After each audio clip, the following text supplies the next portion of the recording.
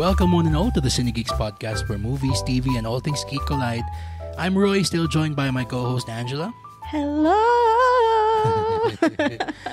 Yes, it is that episode. Yes!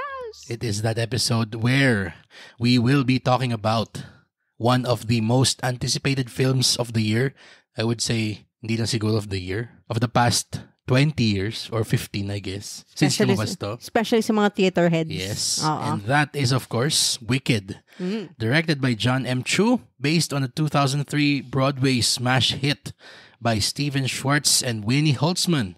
This film stars Cynthia Erivo and Ariana Grande Butera. Ooh. Yes. But before we continue, we'd like to remind everyone who hasn't done so to follow our pod wherever you listen to podcasts like Spotify, Apple Podcasts, and YouTube.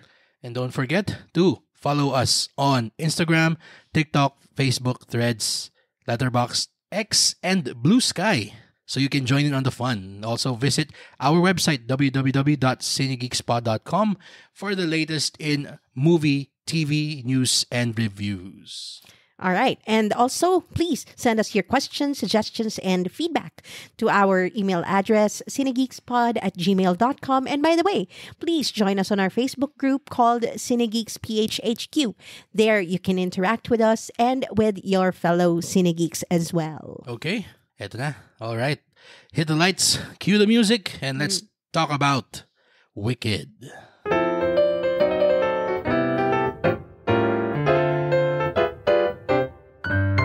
Elphaba, a misunderstood young woman because of her green skin, and Galinda, a popular girl, become friends at Shiz University in the land of Oz. After an encounter with the wonderful Wizard of Oz, their friendship reaches a crossroads. Yes. We're off to see the wizard, the wonderful Wizard of Oz. Yes. We'll get to him maya-maya. The wizard, the titular wizard, of yung prequel to eh. So, yung sequel. Ang dami na niyang parts eh. Nakakatuwa siyang isipin na yung kung gaano ka intricate yung storytelling nung play at saka yung original film from the 30s. Even the novels by L. Frank Baum, madaming books yon. It's a series of books. Yes. Tama ba? Sorry Yes. Fact check ko lang yung sarili ko kung kailan lumabas yung 1939, I guess. yung film. Starring Judy Garland. Judy Garland. Yan. 1939. Yeah. Okay, sige. Huwag natin patagalin pa. Ange, what did you think of Wicked? Ako personally, I've always been a fan of musicals. Yes. Especially the classic ones. Like, of course, it's a movie, pero Wizard of Oz, I watched it. Yung Judy Garland. Hindi ko na napanood yung silent film, pero yung Judy Garland movie. Pero when it comes to musicals, if we're talking about musicals, I am a big fan of the classics like Jesus Christ Superstar, Phantom of the Opera, Les Miserables, yung mga ganon. Kaya, for me, I consider Wicked one of the new ones na. Kasi, how old is this musical? 21 years old. 21. Although I'm aware that there is a book muna. Pero yung musical talaga yung yung talagang alam kong sumikat. Ayun, unfortunately, wala siya sa radar ko talaga. Kasi nga, sa classics ako classic musicals So, mga ganyan, Wicked, Hamilton, Tick, Kick, Boom. Lately ko na lang siya na-appreciate talaga. Pero itong Wicked, this is the first time I've ever really experienced or even made aware of the story and wala talaga akong alam sa Wicked beforehand. And I'm so happy that was the case. Kasi grabe yung impact niya sa akin. Especially coming from the Wizard of Oz na I always thought the Wicked Witch of the West was the villain. Pero ang ganda nito, ang gandang subversion, ang gandang pag-enrich ng story ng Wizard of Oz na there is another side to that story. And yes, the story of Elphaba is something that needs to be told. It's a great story, in fact. Tama. Actually, I definitely agree with everything you said. Yung sabi mong sabi mong mas doon ka nakatutok sa mga classic na mga musicals. Ikaw, kung ikukumpara, inevitable naman siya Kung ikukumpara mo yung mga music, yung songs, yung style nung kung paano ginagawa yung mga kanta dun sa mga yung Jesus Christ Superstar, Phantom of the Opera, Les Miserables, mga ganun. How would you compare it dito sa ganitong classic, especially sa Wicked, ito, for you? This is very modern sounding. Kumpara dun sa mga classics kasi the classic ones, of course, operatic. Andun yung lyricism niya is very parang Shakespearean pa almost.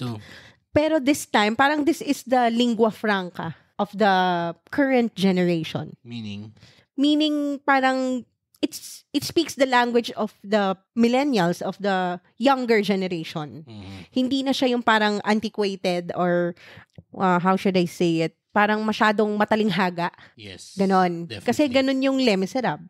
Ganon yung Phantom of the Opera. Very classic talaga na almost yun nga, Shakespearean, parang sonnets yung kinakanta nila. Pero ito kasi, there are parang words na sound in the now, in the 21st century. Parang siyang parang, I mean, mas later na lang to ginawa, syempre. Pero, tama yung sinabi mo na yung style, and we'll get to talking about the film in a moment. Okay? Kasi, magandang i-discuss muna natin ng konti yung sa musical. Kasi, sobrang influential niya. Yes. Talaga. And it's worth noting, actually, that the co-creator of Wicked, the musical, okay, si Stephen Schwartz, is actually the composer and lyricist for some of our favorite musical films as well, which is Pocahontas, Hunchback of Notre Dame, Prince of Egypt, Enchanted. Diba? So parang alam mong talagang classic yung tunog ng mga kantang gagawin. And in adding to what you said about yung sa modernist sound, may actually sinabi kang term na natuwa akong dun siya, may pagka-postmodern siya. Yes. Yung, ang tawag dito, yung the way that the songs are composed, na parang pwede mong sabihin na itong ganitong klaseng musical Wicked, yung ginawa nila Schwartz and Holtzman, is, I guess, an inspiration for Lin-Manuel Miranda. Yes. Lin-Manuel Miranda, of course, creator of Hamilton. Yan, sobrang yun. Yun naman, tinake niya yung formula na ginawa ni Wicked, and then run with it. Oo, ginawa niyang to 11. Grabing yun ang postmodern talaga. Oo, na talagang yung setting lang yung of the past Pero the rest is very, and this is a positive for Hamilton, very anachronistic.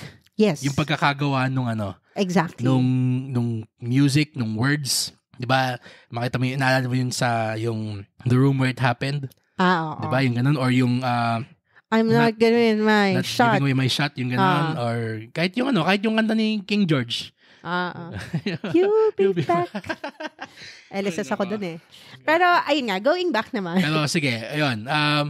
So, we've talked about yung ating initial thoughts about Wicked the musical. What did you think of Wicked the film? Ikaw?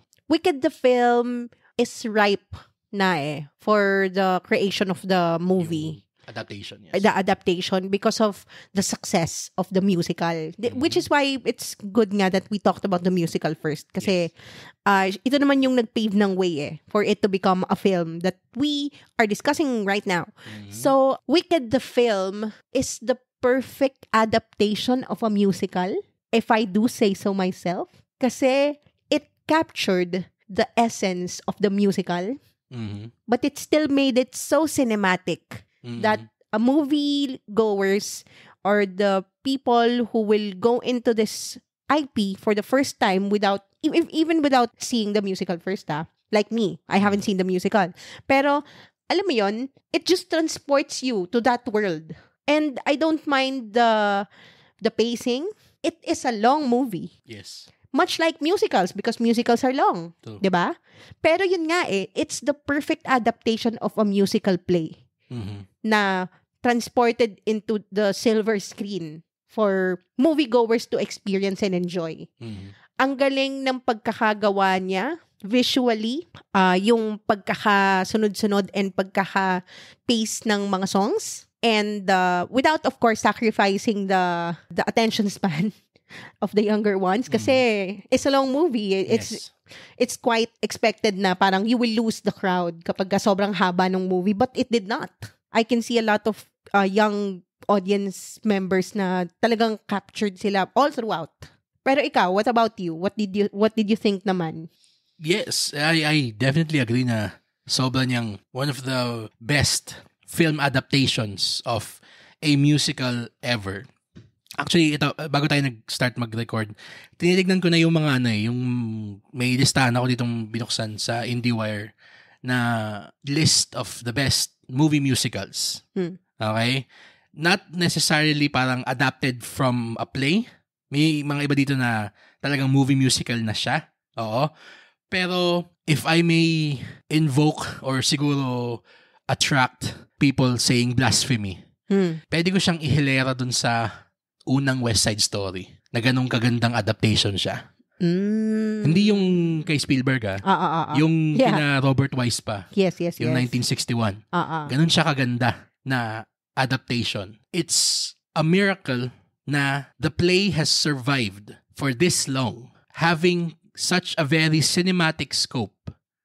So it speaks to how wonderfully made yung musical itself. If for 21 years it's been running and captivating audiences worldwide. Yes. And then dun sa moment na pinili nilang gawin na siyang sine, parang mas gumanda pa siya. Di ba? Na parang mas nag-open up yung world niya. Mas naging expansive siya.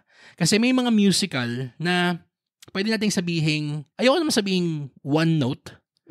Or parang masyadong dependent dun sa shtick niya. Okay? Eto, sige. Alam kong ito, mainis ka sa akin. Pero ako personally, yung mga katulad nung parang Moulin Rouge. Or yung Chicago. Okay? Yun, sige. Yes. We're going there. Hindi ko sinasabing pangit sila. Okay? Not at all. Pero kasi, masyadong singular or near singular yung scope ng mga musicals na yon as a musical. So parang wala siyang opportunity pa to parang enrichen. Tama ba? Is that a word? Wala siyang opportunity. Well, in the land of Oz, that can be a word. True. Wala siyang opportunity to become richer as a film.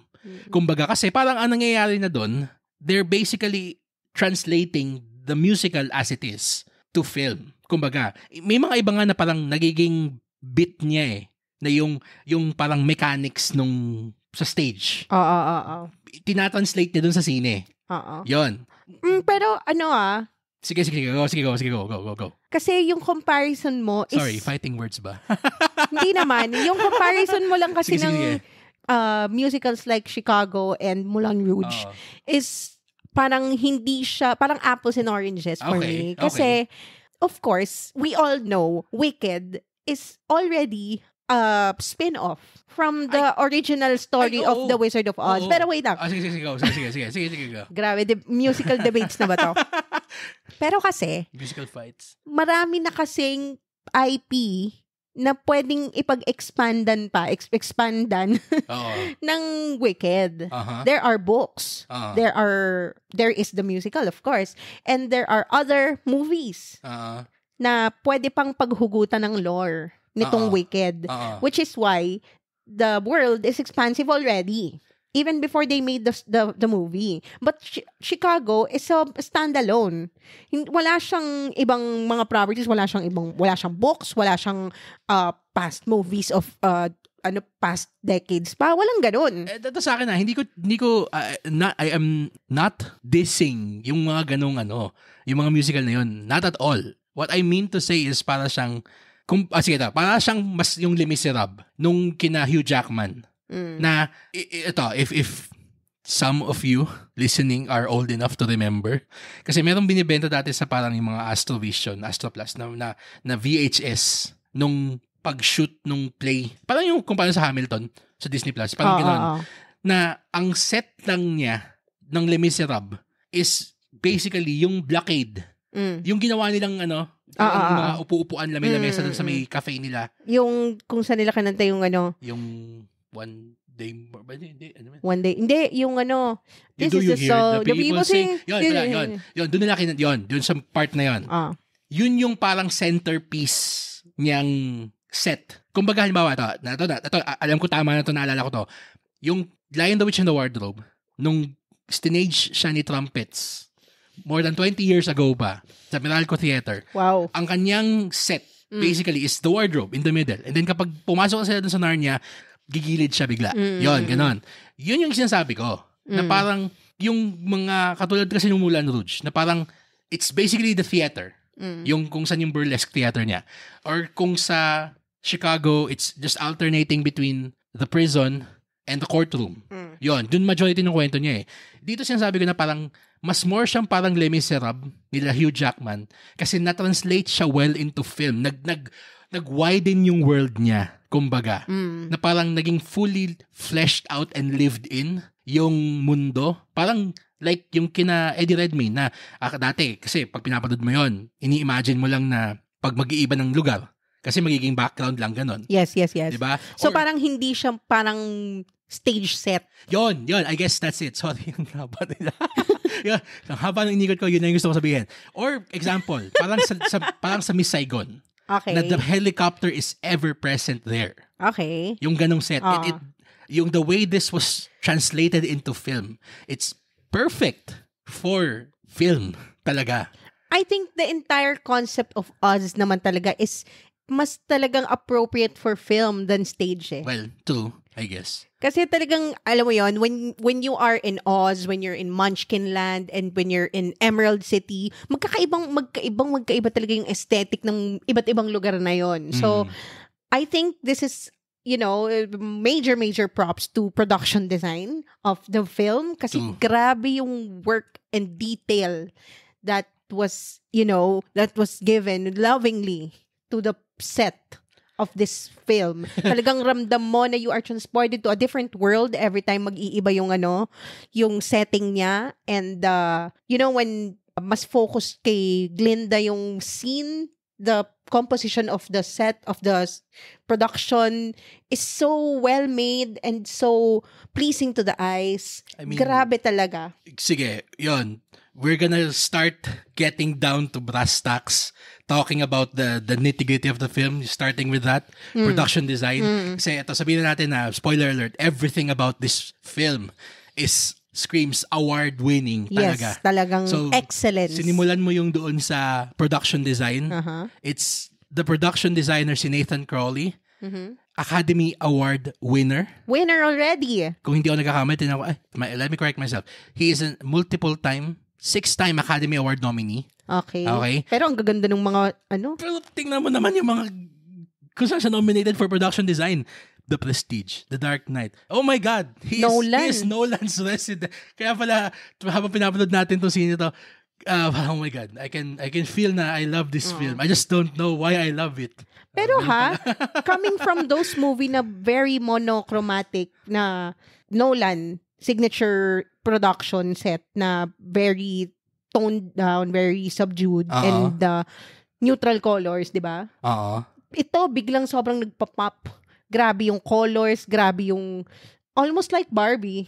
If you can, di ba? Para siyang Barbie, pero in a very uniquely Oz way.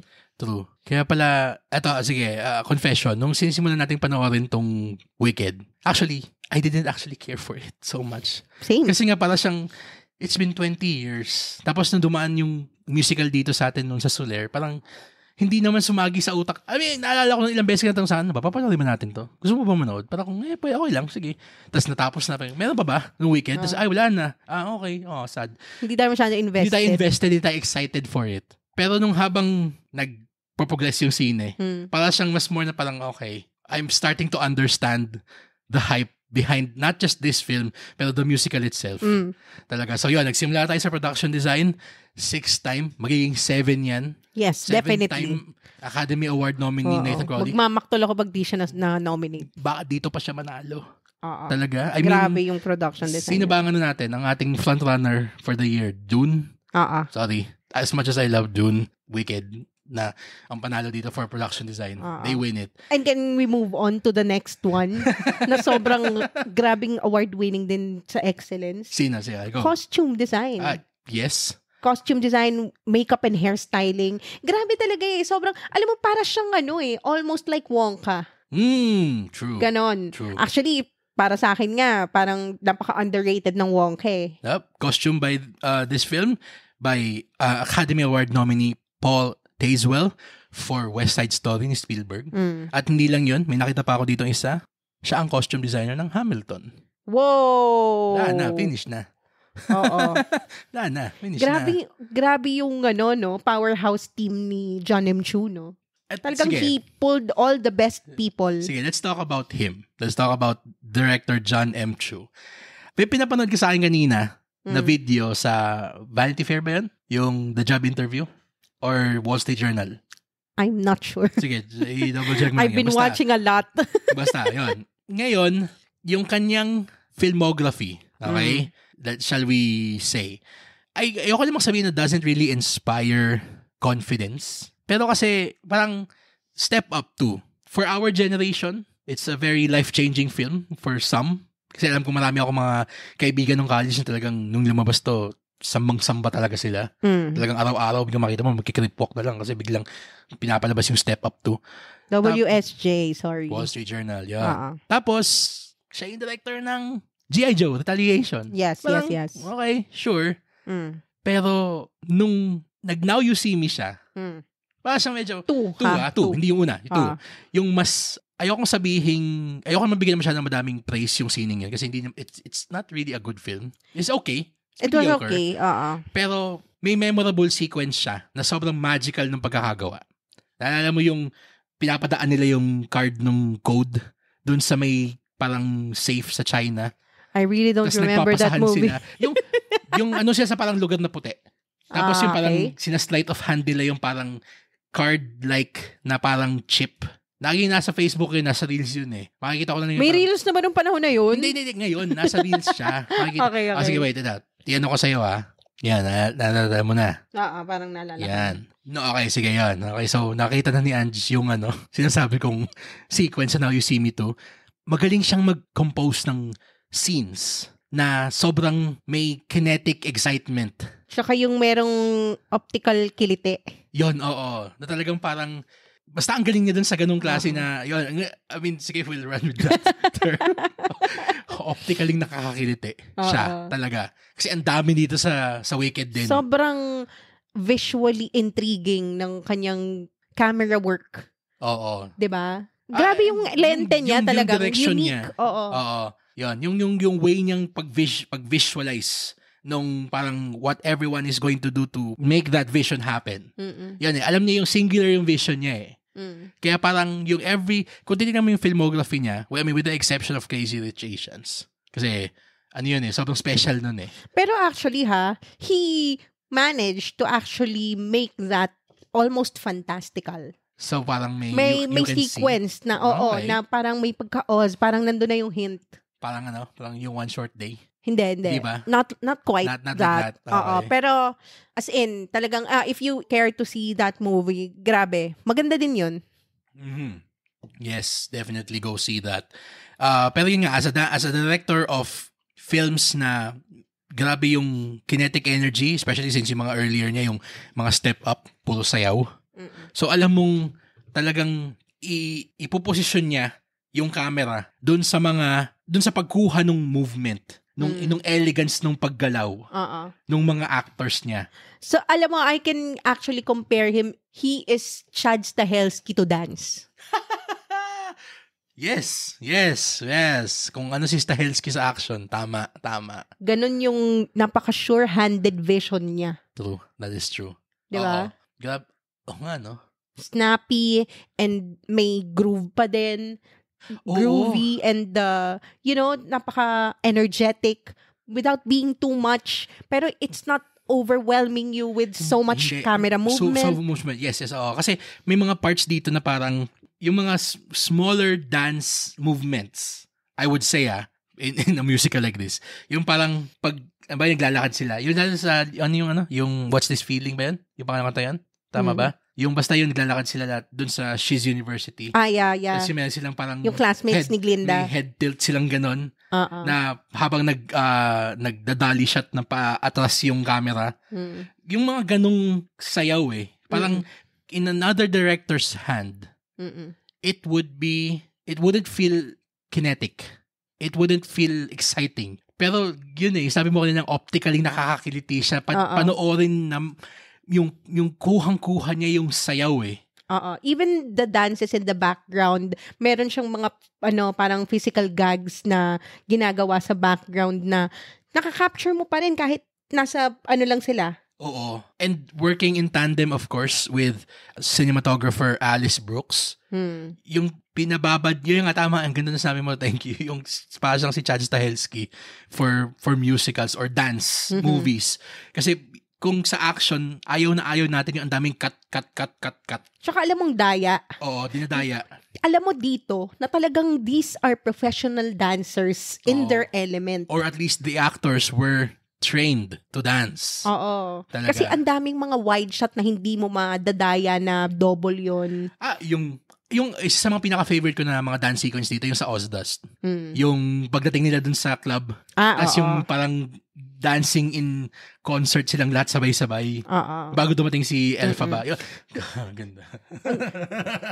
Yung mga ganong klaseng mga dance, I mean, West Side Story of Spielberg also had those sequences pero not quite as good or as visually stunning and captivating as this one. Hindi na maintain, I would say. Tama ka Hindi na maintain. Kasi may isang sanang, he was on the cusp of greatness, kumbaga, si Spielberg. Wow. Doon sa West Side. Sorry again, blasphemy.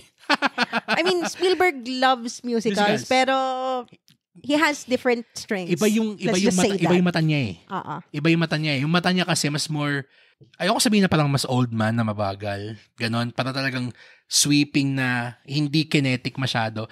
Pero kasi may isa siyang ginawang sequence doon sa West Side Story.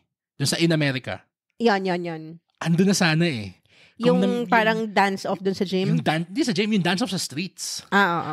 Kung na-maintain niya yung energy nun, all throughout whole film, we would be talking about West Side Story Spielberg until now. Even comparing it to this.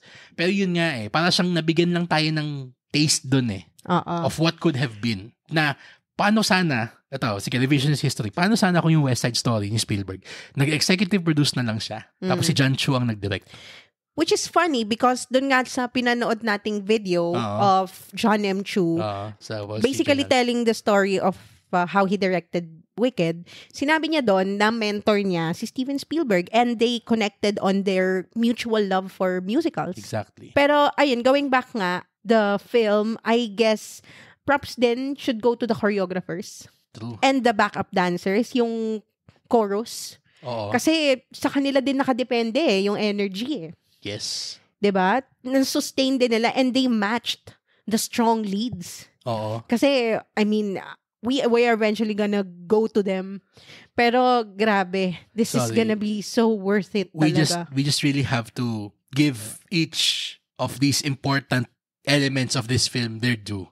Kasi talagang we are sitting literally on a gold mine here as a film na parang kahit ako nga din di ba bago natin panoorin to, pinapakita na yung nakikita natin sa Twitter, sa Reddit, yung hype na parang yung sa States. Kasi sinasabi na sinabi ko sa ito noon bago natin pinanood siya nung last Saturday na, alam mo ba itong Wicked, this film had the biggest Academy screening since Oppenheimer. So that was just last year. Pero yung ganun siya talagang ganun sila ka-confident.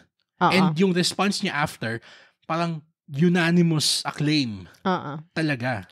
And then, sinabi din na one of the best musicals in the 21st century. Yun yung parang mga tall claims niya na parang, totoo ba? Parang may nagsasabi na this movie is gonna win all the awards. Parang, okay. Of course, I know na baka hinahype lang nila because there's Ariana, tapos, di ba, theater kid talaga si Cynthia Erivo. Tsaka sinabi din to dati nung kahit bagong Joker, na parang, you know what, contender tong Joker to, kasi grabe yung acting ni Lady Gaga, tsaka ni Joaquin Phoenix, parang, may isa pa nagsabi na, pwede bang manalo yung same actor for the same role in a sequel? Parang, Okay, sure. Yun, actually, I think that's where we were coming from. Na parang, okay, there's this movie musical, quote-unquote, na sobrang ganda daw and sobrang galing daw ng performances. And then, parang na-let down tayo ng Joker when it comes to musicals. That's why we lowered our expectations for Wicked. And, grabe naman, na-blown away talaga tayo dito sa Wicked. Grabe naman yung, bigla namang, ano niya, yun nga na, blown away. So, you were saying about the choreographers. Props to Christopher Scott, Wayne Cliento, Emilio Dosal, Comfort Fedoki, Will Loftis. Yan. That's them. The team. Grabe. Sobrang galing. Oo. Speaking of choreography, may isang moment dito na, sige, segue na natin to the actors na. Yes. Yan. May isang piece of choreography dito na talagang sobrang, in my opinion naman, cemented why sobrang rising star. Ayoko nga sabihin rising star. Parang siguro sabihin natin na superstar making turn na to. Para kay Ariana Grande Butera. Yung Butera. With yes. Butera. Don't forget. Hindi na yan. Kailangan na yan.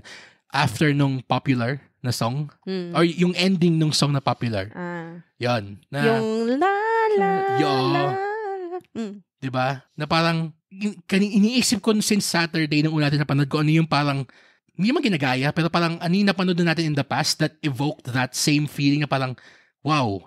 And ngayon lang nag-click sa akin, it felt like watching Gene Kelly dance in Singing in the Rain again. Oo nga, no? Ganun siya ka parang, wow. Napaka-arresting niya kung gaano ka talagang bigay na bigay. And ramdam mo yung parang, yung joy coming out of her performance. Actually. Diba? Alam mo, isa pang compare ko actually sa performances din ni Ariana. Para siyang si Julie Andrews sa Sound of Music. Yon. Ganun ka-energetic, ganun ka sobrang vibrant nung presence niya on screen na every time she's there, talagang grabe yung nag-e-exude yung charisma niya. The Riz is rizzing. Grabe. Okay. As the young people say. Sabi yan ng mga kabataan. Pero, yun, on the subject of Ariana Grande Butera, we always, ayoko naman sabing parang, ano yung tawag doon? Parang we ridicule? No, ridicule is not the right term eh. Parang medyo mayroon tayo reservations. Yan. Meron tayong reservations anytime there's someone who's not an actor per se, okay? Trying to parang cross over into film acting.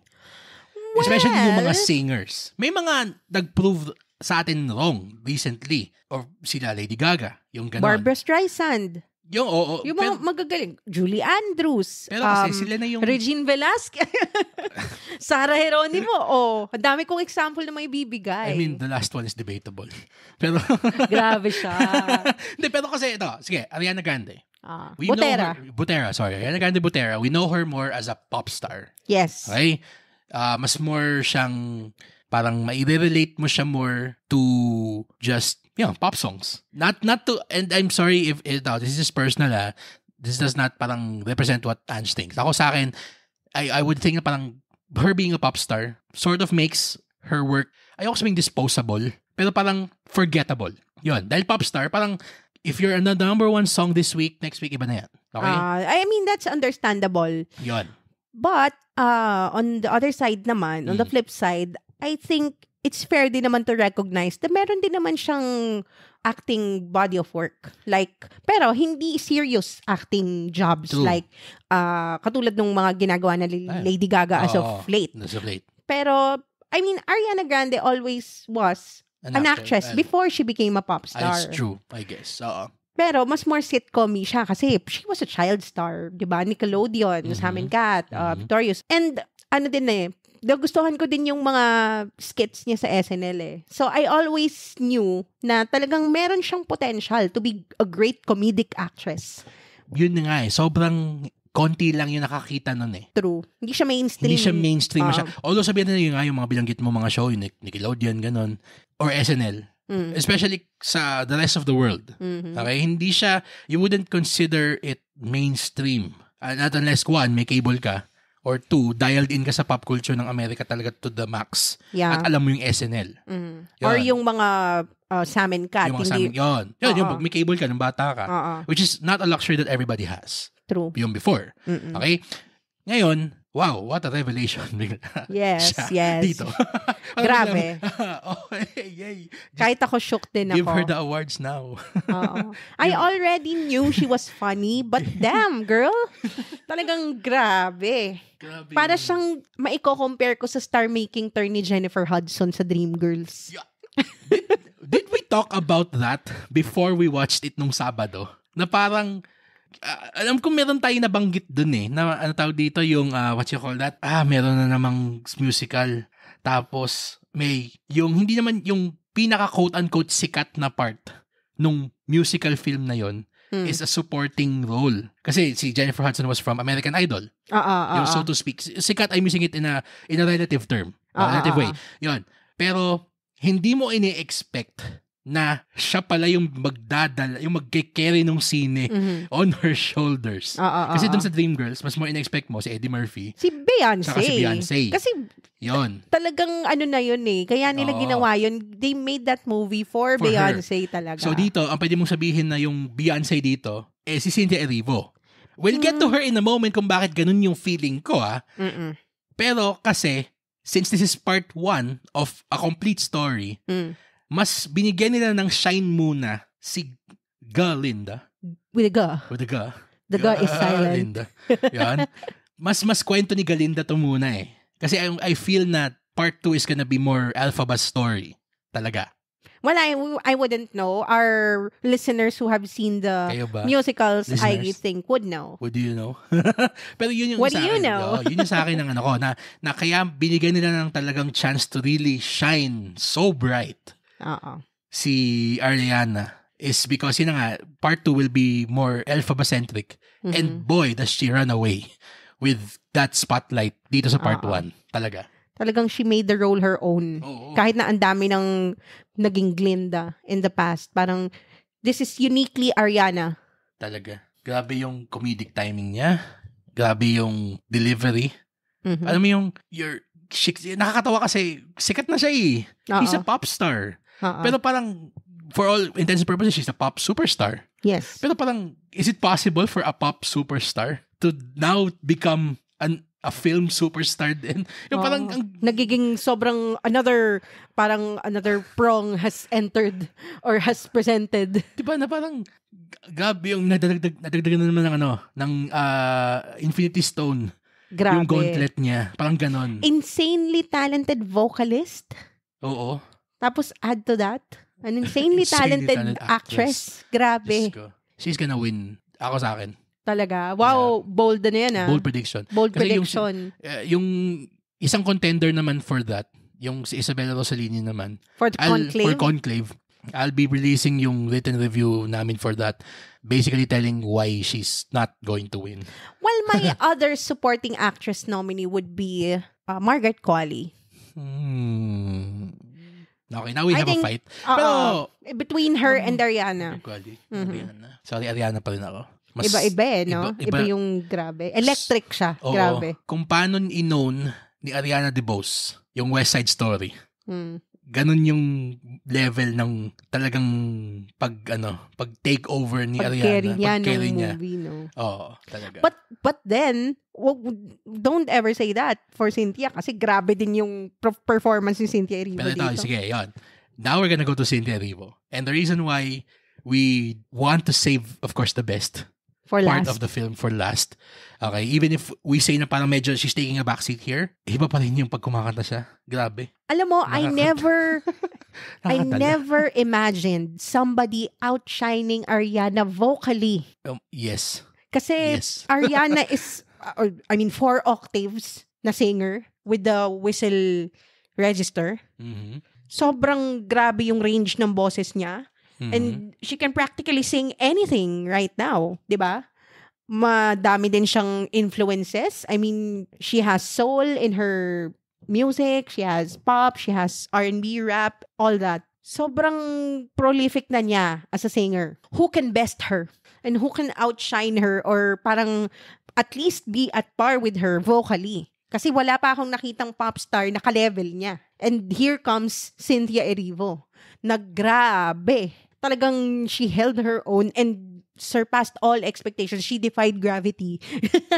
Literal. Grabe yung ano pa lang to yung nung pinapanood natin siya. And we were lucky to have seen the film twice before this came out. The second time we saw it last November 19 sa Gateway Cineplex. Yung una palang mga kanta, yung The Wizard and I, grabe yung sobrang nakakadala ng pagkakakanta niya na the crowd just spontaneously burst in applause. In the middle of a movie na kanta, parang siyang naging musical, parang tayo nanonood ng musical. Kasi nung Sabado, yung unang labas nun for anyone to see. Yeah. Medyo parang may stand pa tayo Kaya parang medyo parang okay, wow, what did I just see? Pero ito parang mas more na general public yung kasama natin. Somewhat. Talagang boom. After nung The Wizard and I, alam mo na parang okay, yeah, she's going to eat up part 2 of this story. Pag yun talagang yung core, yung emotional core na ni Elphaba yung papanoorin natin. Grabe. Sobrang speechless ako kay Cynthia. I don't know how to describe her other than spectacular. Talagang superstar din siya. Parang it's not just Ariana's movie. True. Yun yung magugulat din yung ibang mga manonood na are only there for Ariana without thinking or without giving any thoughts for Cynthia Erivo. Well, prepare to be blown away. Prepare to be mesmerized by Cynthia Erivo because damn, grabe yung power ng voice niya. It's funny you say that kasi yun nga, we know that a lot of people are gonna be coming in for Ariana, expecting Ariana the pop star. And they're gonna be surprised by how great she is as an actress. And parang nakahanap pa siya ng isa pang gear sa pagkanta pa. This is a different side. This is Ariana as you never heard her before. True. Tapos yun na nga, pagdating nun kay Cynthia Erivo, na for the ones who siguro aren't really aware of her body of work, majority, understandable naman, talagang tatatak sila parehas sa lahat ng manonood nito. Most especially because of these movies. Oh my God. God. Grabe yung last, alam mo yung parang gusto ko siyang ulit-ulitin panoorin if only for the last 15 minutes of this film. Talagang grabe. Sabihin ko na lang na yung kanyang mic drop dito sa sining to, para siyang yung nung kinuha ni Cap yung Mjolnir sa Avengers Endgame. Ganon, no? Ganon yung level lang talagang, yes! Yes! Kahit sabihin sobrang satisfying talaga. And it's funny kasi parang for all intents and purposes, it's not supposed to be satisfying. Kasi this is part 1. Pero parang it's a cliffhanger. It's a cliffhanger. But people cheer on a cliffhanger. Diba? Parang grabe. Ang maiisip ko lang dito, ito, sinabi natin to nung nung sinabi ko sa ito nung Sabado, nung 16, kung natin pinanood, parang yung last time na natatandaan kong nakapanood ako ng sine na ganitong rapturous yung applause at the end, Dark Knight Rises pa, 2012. Pero, nung pinanood ko siya ulit nun, parang immediately biglang nabasag yung parang, ay, okay, I mean, this doesn't really deserve applause. Pero ito, nung 16, palakpakan sa dulo din. Pero ito, parang nung 19, nung pinanood natin, parang mas deserved yung applause pa talaga. So, please don't be ashamed to applaud when you watch it. Grabe. Because it really deserves it. Oo. Parang you will be physically compelled to clap, if not stand up or give a standing ovation to that movie. Ay, God. Grabe yun. Yes. And it just do what feels right for you. Kasi marami iba na parang nahihiya na magano, pero talagang di mo mapigilan. Promise talaga. You trust us when we say na you can't help but cheer at the end of this movie. Talaga. Grabe yung sobrang niyang powerful enough to push you into, acting on and expressing your appreciation talaga. That's true. Whew. Grabe. Of course, let's also mention the performances of the supporting cast like Jonathan Bailey. I mean, mas familiar ka sa work niya dahil sa Bridgerton. Pero Okay. grabe, I never realized how good he is din pala. Galing nga sumayaw. Theater kid din pala siya. And he's a dancer, Galing. classically trained, I believe. True. Ang galing din ng comedy niya. He evokes parang Dan Stevens. Dan Parang Stevens. Dan Stevens sa Eurovision. Parang ganun. And also Prince Charming from Shrek. Parang ganun. Oh, may ganun din siya. Oo. Para siyang ganon. Oo. Or ano nga parang sino ba to? Si Guy sa Tangled? Si Flynn Rider. We don't talk about Flynn Rider anymore. Okay. Yeah. The character, The character, not the sige. actor. Sige, the character. Okay. Tapos, ano pang actor? Michelle Yeoh. Galing. Mm. Si Madame Marble. Morrible. Marble. Marble. Si Madame Madame Marble. Marble. Peter Dinklage in a role na will let you decipher who he is. Yes. Sige. And also, last but not the least, Ay, God. the wonderful wizard himself. The Yes. wonderful... Jeff Goldblum. Mm-hmm. Yes, it's Jeff Goldblum. Being Jeff Ano Goldblum. pa bang notes ang pwede mo ibigay doon? He always is delightful. Yes. Pero tinanong kita after natin manadali, parang mas more ba siyang parang yung normal Jeff Goldblum or pa siyang yung chaos na Zeus. Yung Zeus na Jeff Goldblum? Hindi medyo may pagka-scary siya dun sa Zeus. chaos eh. Okay. Pero magaling din siya dun. Sa palagay- Sayang nga canceled na Sa siya. palagay mo lalabas yung Zeus Jeff Goldblum sa 2? I think so. Yes, we Oo. Kasi syempre, magkakaroon ng pagtutuos yan. Hype. Yes. Wow. Ano ba tawag sa fans ng Wicked? Wicked heads. Wick heads. Wicked ka na. No, kailan natin ito na-record? Nirecord natin to gabi ng 20. Mhm. So, kanina, may thing ako na I always want to see, if there's a blockbuster film, I always want to see kung kumusta yung benta ng tickets, kumbaga. Especially on opening day. Kasi pag mga Marvel, ganun, just titingnan ko lang. Kanina titingnan ko, grabe, lahat ng sinihan, puno. Oh. On a Wednesday. This is And may pasok pa, ha? This is a great week for movies. Yes, super. Parang last week, Hello Love Again. Tapos ito ngayon, Wicked.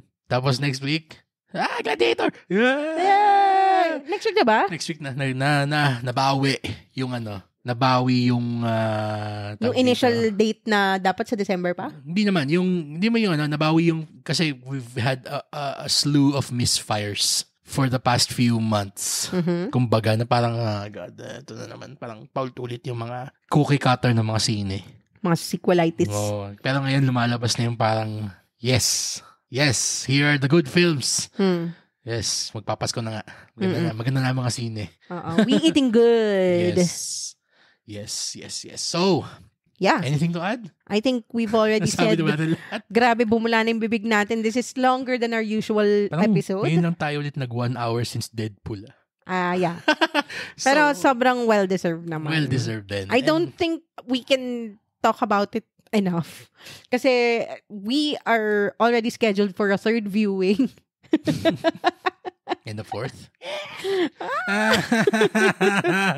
Pero ganun kasi siya ka-satisfying. Ganun siya ka-feel good. Sobra. Oo. Alam mo, tinatandaan ko pa lang yung mga musical numbers niya. Kahit yung Dancing Through Life. Yung isang buong mahabang yun. Yung mga almost 20 minutes na sequence ng Dancing Through Life. Oo nga. Pero, yun na nga for a 2 hour and 40 minute film, hindi ko siya naramdaman Oo. Both times. You will never get bored in You'll this never movie. get bored. Kaya parang ang dami mong, sige, babalik lang tayo sa Reddit. Makita na parang, oh my God, haba naman. Musical na nga siya, tapos 2 hours and 40 minutes pa. Tapos part 1 pa lang. Part 1 pa lang, parang no, this movie's gonna fail. Parang kung, movie. Ano yun? Watch, sabi dun? Hold My Beer. Sabi ni Wicked, dun sa mga coops na yun. Yeah. And, also, for Wicked, sige na, bigyan natin yung rating natin. Yeah. Siguro, kung hindi pa obvious sa bububula ng bibig natin yung gabi. Giving it a rating of A+. Woo! Isang riff nga dyan. Yeah, anong riff? Hindi ko kaya. Si Cynthia lang may kaya. Oo. Grabe. A+.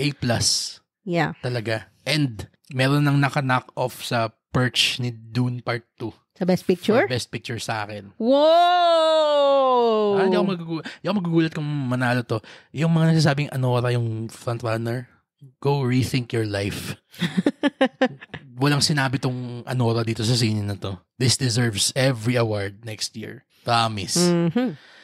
Yeah. So I guess that's it. Siguro pag hindi pa natin to pinigil, talagang we can talk for another hour about this film. Oo.